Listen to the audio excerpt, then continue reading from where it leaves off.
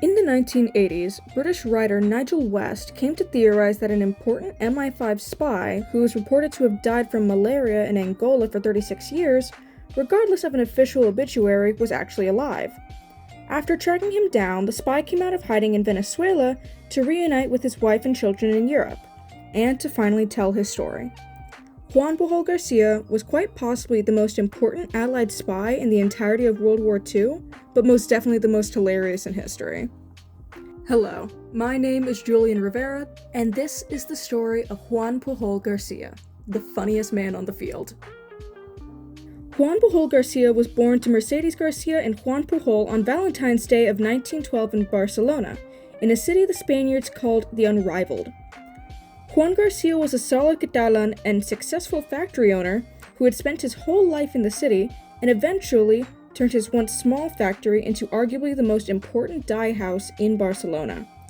His mother, on the other hand, would play the biggest part in Juan Pujol Garcia's life. Gifted her beliefs by her own parents, Mercedes was a very devout and strict Catholic woman originally from the southern province of Granada and brought to the city at the age of 8. She was a remarkable woman, and without a hint of accent could speak perfect Catalan at home, yet would speak Castilian when visitors were around. The couple had Juan Garcia while still living in the embers of the fire that was Spain's Semana Trágica, otherwise known as Tragic Week, when in 1909, radicals, socialists, and anarchists collaborated in organizing a strike during which churches, homes, and convents were burnt and political agitators and demagogues incited the people to take to the streets, unleashing a week of rioting. His parents, however, were smart enough to remain uninvolved and avoided being burned by the tragic fate of their city. The only issue remaining was that their son did not seem to enter the world unscathed. Juan Garcia, if only given one word to describe himself, would best be considered unmanageable.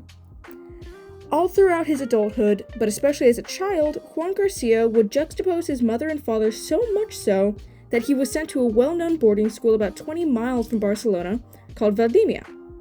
The classrooms were giant, the fields seemed never-ending, and the gardens looked immaculate. And to top it all off, Juan Garcia's brother came along with him. Juan Garcia was only 7 years old when he was sent to the school, so to have his brother come along to ease his homesickness was a gracious gift. Of course, the real reason he came was to keep young Juan in check, but it's still nice to have a familiar face near him with home so far away. Back in the early 20th century, French was today's English, being the language of business and prosperity, and Valdimia was about as French as a Spanish school could be, even including a staff of majority Frenchmen. Valdimia was similar to Juan Garcia's mother, disciplined and strict, the two qualities that Juan simply would never be. Valdimia only allowed students to leave during Christmas, Easter, and summer holidays, as well as on Sundays if accompanied by a visitor. Luckily for the two brothers, they would never have to spend a Sunday at Valdimia. Their father would visit every week and would be the highlight of it as well, taking them out for sweets and beach visits, and telling them stories along the way. Juan Garcia would love these visits far more than his coursework and eventually grew a special disdain for the school. Briefly, he hated it. Even after transferring to primary school at age 11, Juan Garcia told his father that he wished to drop out. Surprisingly, his father took the news candidly, telling him that if he was not going to study anymore, he must get a job. Garcia finally got his first job at a hardware store, and like school, he hated it. The job was repetitive, and routine was not a word in Juan's vocabulary. After quitting his job, Garcia decided that he would study for an arts degree. He had a fascination with the origin of words and would spend hours in his father's library going through books like water in a desert. Eventually, though, like a sign this was simply not Juan's calling, his appendix burst. And after recovering from hospitalization, gave up on his arts degree and decided to train to become a chicken farmer. Maybe for once this would be Juan's purpose. Maybe this would finally be something that he would not despise the work of. And maybe this would be something that Juan would actually like. However, before he could truly answer the question of what he really wanted in life, the Spanish government had something they wanted from him first. 1931 brought the birth of the Second Republic for Spain, but also brought the death of a father to Juan Garcia. As if the world had not been harsh enough, it was also time for Juan's compulsory military service. Luckily for Garcia, however, there was once a way to promptly buy yourself out of the military after about 6 months of service and even graduate with a star as a second lieutenant if he studied well, which he did without needing to intervene with any public disturbances. Unsurprisingly, again, he hated it. Once Garcia's service was over, he practically ran back to his chicken farm about 20 miles north of Barcelona, but this was only the beginning of his experience with the military. Compared to the Spanish Civil War, Setmana Trágica seemed like the light glow of a lighter to the raging forest fire that would soon become, and this fire would soon mold and shape Juan Pujol Garcia and his ideas to the man that he would later become. On the fated day of July 18th, 1936, Juan Pujol Garcia writes, "I had arranged to go on an excursion to Mount Monesty with some friends of mine from the Catholic Club in Plaza Tria, but all my plans kept collapsing like a house of cards. So, alone he sat with his chickens and his radio, when he heard in a crackle of noise that there had been an attempted military coup. As he called around to his friends, they told him of the death and destruction surrounding them, and of the barricades being formed out of concrete and rubble. Finally stringing together enough bravery to even walk outside, Juan made the trek over to his girlfriend's house to hide out. For the entire day, his family kept their ears pressed to the crunch of the radio, waiting for good news that would never come. Early in the Civil War, Juan Garcia's mother and little sister Elena were arrested on accusations of being counter-revolutionists. Thanks to a relative of theirs in the CNT, they were saved by the skin of their teeth from death and soon released. Afterwards, Juan Garcia was soon arrested as well for hiding, along with his girlfriend's father and brother. Thanks solely to his girlfriend, the three were released after a week of detainment by Socorro Blanco, a secret organization made to assist people who were being arrested for idealistic or religious reasons. Once free, he continued back into hiding.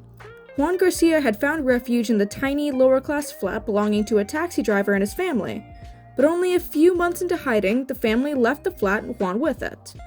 With neighbors thinking of the flat as empty, Juan secluded himself to corners and dared not to move in fear of alerting them.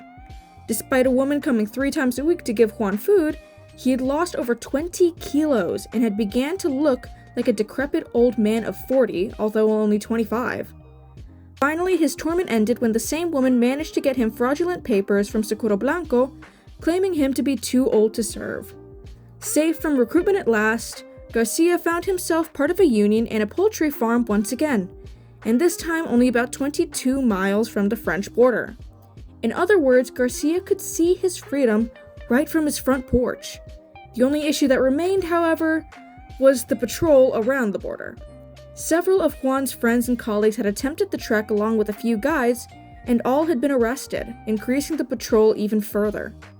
This, and the frank unsuccess of his poultry farm, only led him craving the French countryside even more, and Juan had a slight idea of who might be able to help, knowingly or not.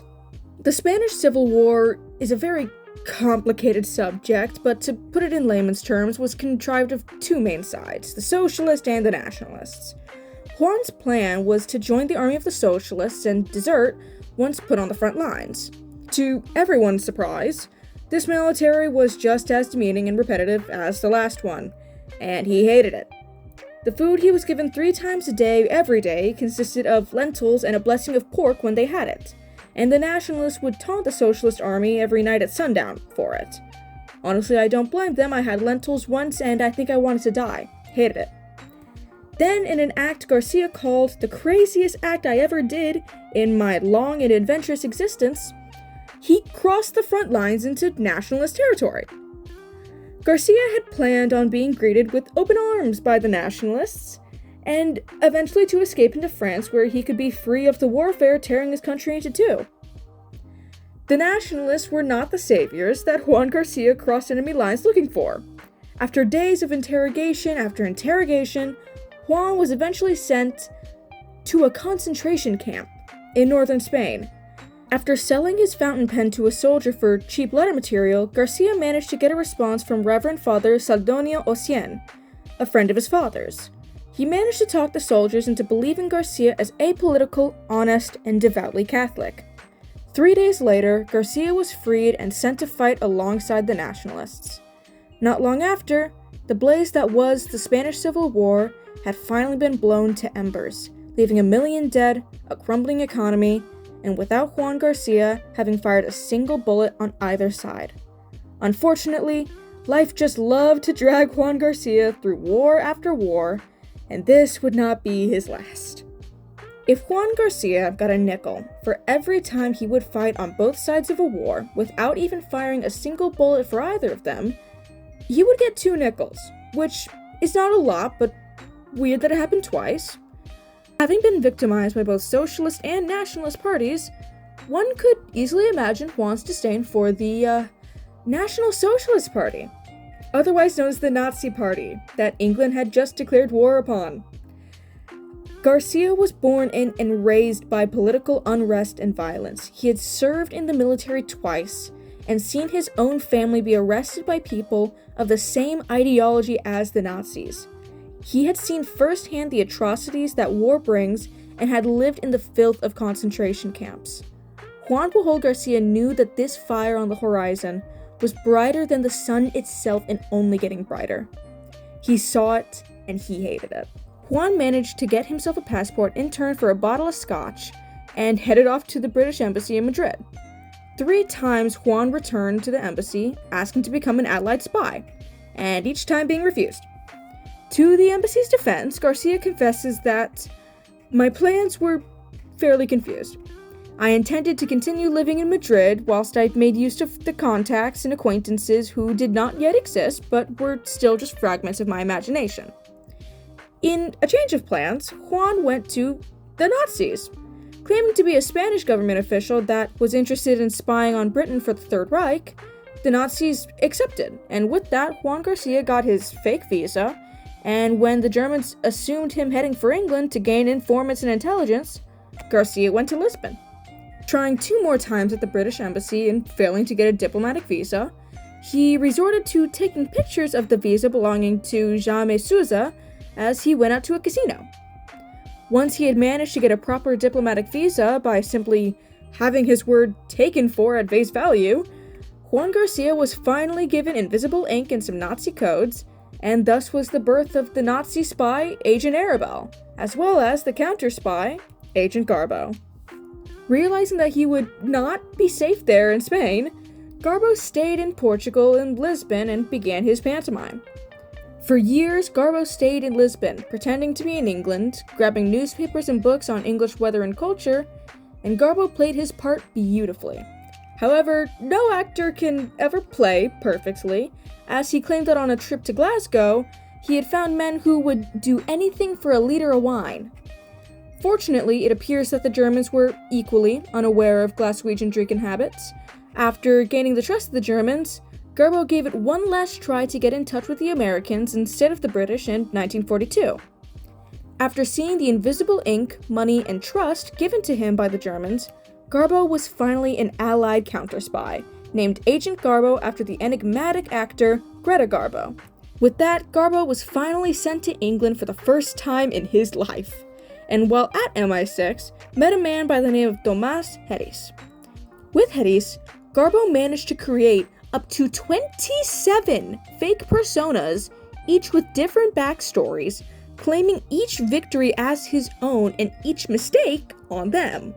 To fully secure the trust of the Germans, Garbo and his team assisted in aiding Operation Torch, a mission to attack the Nazi territories in North Africa.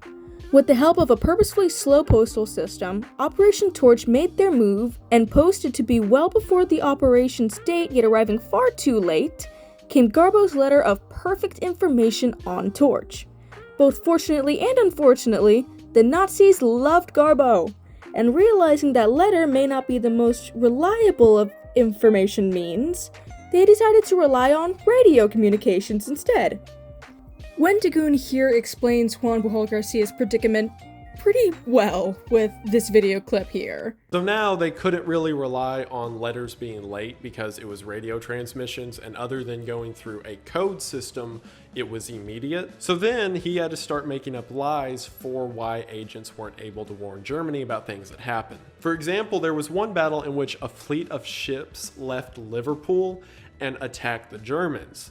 And then someone at the German command pointed out that one of Garbo's operators is supposed to be living in Liverpool.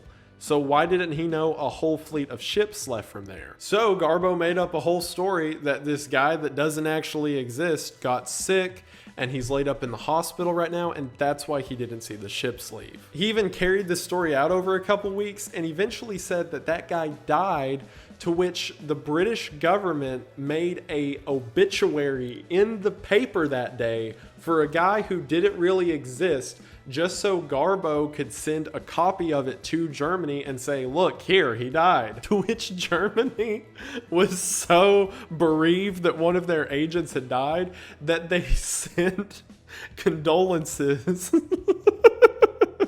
and a large pension to a supposed widow that, again, doesn't exist. Which I don't know where that money went, but I imagine that, like, it went to Garbo or his wife.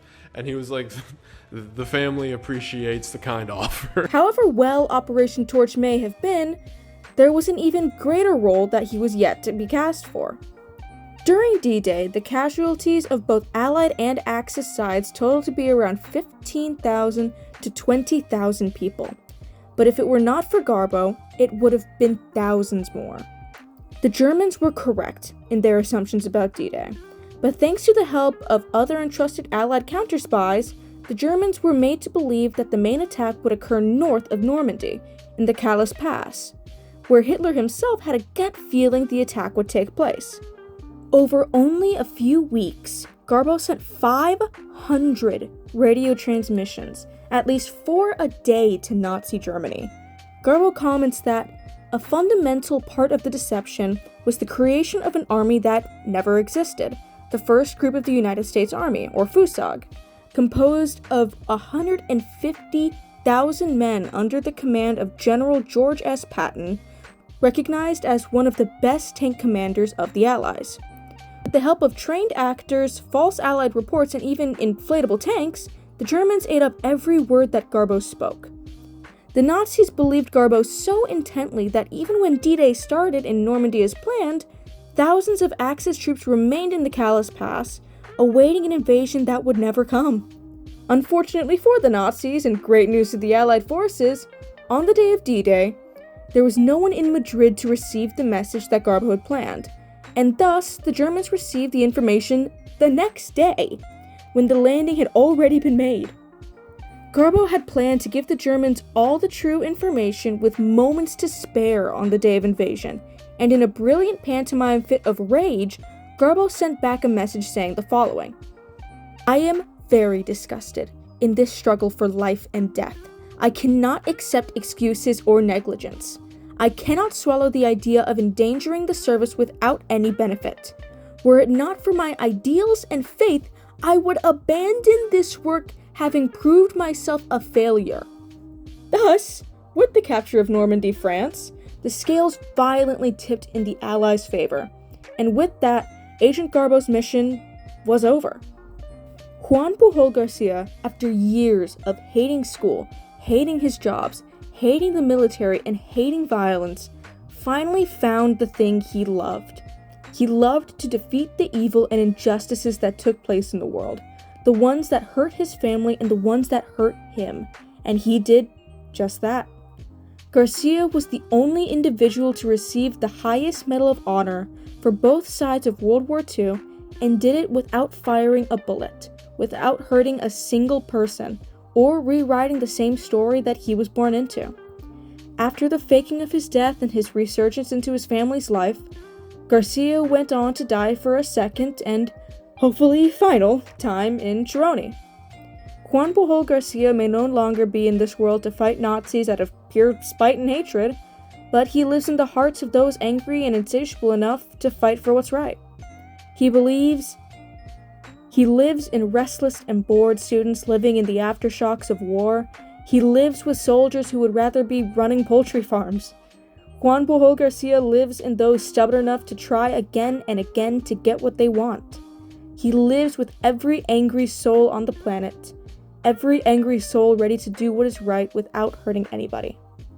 With that, the story of Juan Pujol Garcia comes to an end. I thoroughly hope that you enjoyed the video, and thank you for watching. Also, someone teach me how to do outros. I don't know how to do that.